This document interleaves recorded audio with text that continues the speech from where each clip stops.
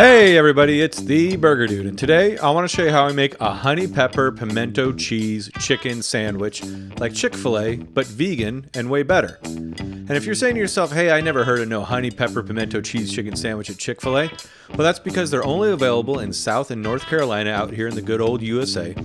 But if you're also saying, hey, what the heck is pimento cheese? Well, it's a popular cheese spread out here in the southern part of the United States. In fact, it's called the caviar of the South. But personally, I think this stuff is way better than caviar, which if you don't know are just fish eggs for rich people. But besides putting this cheese spread on a chicken sandwich, you could also just do it up with some crackers or a grilled cheese or eat it with a spoon. You could really do whatever you want. There is no wrong way to enjoy this pimento cheese spread. So let's get it started with some vegan cream cheese. I'm using the Kite Hill brand, followed by some vegan mayo. I believe I was using Follow Your Heart. And then we're going to do some vegan cheese. Go ahead and shred it up yourself, followed by a diced jalapeno. And here we go, the star of the show, the diced pimentos. Just get a jar like this and just make sure you drain them so they're not too liquidy. Add those to the bowl, and now we're gonna do our spices. So we got some garlic powder, some cayenne, and some smoked paprika, followed by my good buddy garlic salt. You could also use regular old salt if you want. And then last but not least is some black pepper, because it never hurt nobody. So now we're gonna give that a mix. And this is really a recipe I based off of a non-vegan recipe, and I just kind of veganized it. And once I gave it a mix and gave it a good old taste, it tasted pretty good, but texturally it felt like it was missing some cheese. So I just added in more cheese. And like I always say, just make sure whenever you're making these kinds of things to just taste it and adjust it to whatever you like. Add more smoked paprika or garlic or whatever you like. Next up is the vegan honey, and as vegans we do have some alternatives. Maple syrup is good, as well as the trusty agave.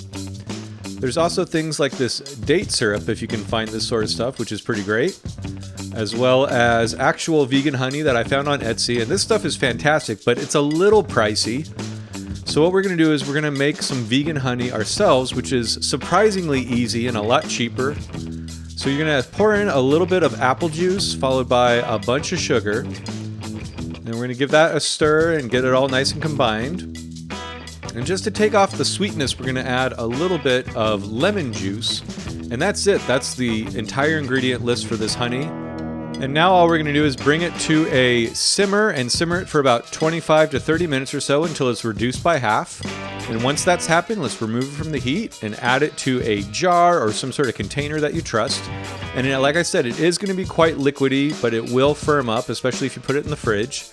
And I do wish that I would have reduced mine for another 10 minutes or so because it was still just a little bit thin for honey. But as you can see here, this is totally cooled and it's just kind of like a thin honey. It was still delicious, and it does have a little bit of an apple taste to it, but you know what? It doesn't really matter. It's really good on, peanut butter sandwiches or really whatever you like. Tea, I don't know, just eat it with a spoon or stick your finger in there and just eat it off your finger, whatever you like. But this stuff is really good. Just, if you want, reduce it a little bit more. Just get it to the consistency that you like. So now let's make the vegan fried chicken. And as I do quite often here on the Burger Dude, I am using some Gardein scallopinis. But use whatever you like. You can use tofu or seitan, whatever kind of vegan chicken you can get your hands on. But what I like to do is take these Gardein scallopinis, let them thaw out, and then I just kind of mash them together into a fillet like that. And if you are familiar with my other Chick-fil-A recipe, this is going to be very reminiscent of that. But we're going to add some milk to a bowl, as well as some hot sauce, some pickle brine, and also some apple cider vinegar. And this is going to create a vegan buttermilk, which is going to be our wet batter for our fried chicken. And then next we're going to get a bowl and fill it up with our flour mixture, which is going to be flour, cornstarch, some baking powder, Cajun seasoning, but you could use whatever kind of seasoning you like. And then you just give that a mix. And now all we got to do is get some oil heated up to about 375 Fahrenheit. And I do recommend a thermometer because it's going to help you out. And now we're going to just go ahead and double dredge our chicken. So coat it in the wet and then the dry, and then repeat and shake off the excess.